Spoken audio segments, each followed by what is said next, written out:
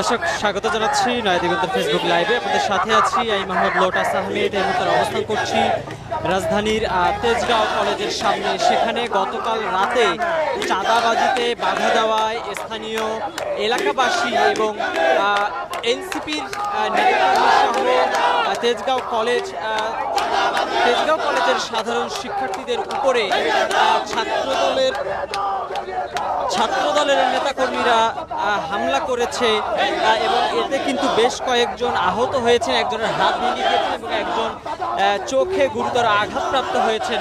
এর প্রতিবাদে আজকে এলাকাবাসীর আয়োজনে কিন্তু এই ছাত্রলীগের যেই ছাত্রদলের যে হামলা, সেই হামলার প্রতিবাদে আজকে এই বিক্ষোভ মিছিলটি বের হয়েছে। আমরা কিন্তু সরাসরি আপনাদেরকে যুক্ত করছি তেজগাঁও কলেজের সামনে থেকে। আপনারা দেখছেন যে গতকাল ছাত্রদলের হামলায় যিনি চোখে গুরুতর আঘাতপ্রাপ্ত হয়েছেন এবং যার হাত ভেঙেছে, তারাও কিন্তু এই বিক্ষোভ মিছিলে উপস্থিত রয়েছেন। মূলত সাধারণ শিক্ষার্থী এবং এই তেজগাঁও কলেজের সামনের যে স্থানীয় এলাকাবাসী রয়েছে, তারা মূলত আজকের এই প্রতিবাদ মিছিলটি বের করেছে এবং এটি একটি বিক্ষোভ মিছিলের পূর্বে কিন্তু তেজগাঁও কলেজের সামনে একটি সমাবেশ অনুষ্ঠিত হয়েছে এবং সেখানে ছাত্রদলের এই হামলার প্রতিবাদে কিন্তু বক্তারা কিন্তু বক্তব্য রেখেছেন এবং এর নিন্দা জানিয়েছেন।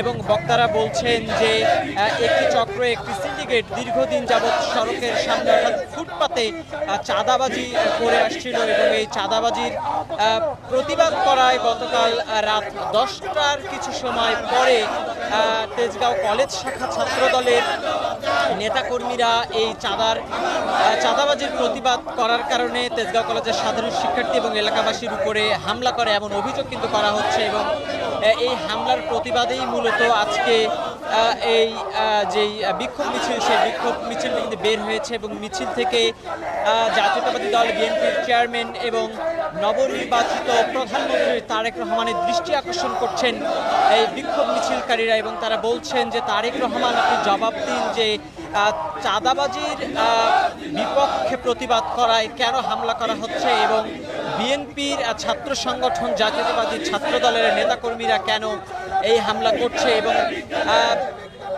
এই প্রতিবাদকারীরা যেটি বলছেন যে দীর্ঘদিন যাবৎ একটি চক্র, একটি গোষ্ঠী এই সড়কের পাশের ফুটপাতে কিন্তু চাঁদাবাজি করতে, তবে এখন আর সেই চাঁদাবাজি করা যাবে না।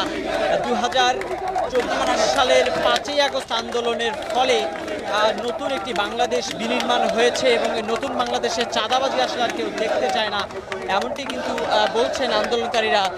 এবং তারা হুঁশিয়ারি করে দিয়েছেন যে নতুন করে কেউ যদি এই তেজগাঁও কলেজ সহ এর আশেপাশের এলাকা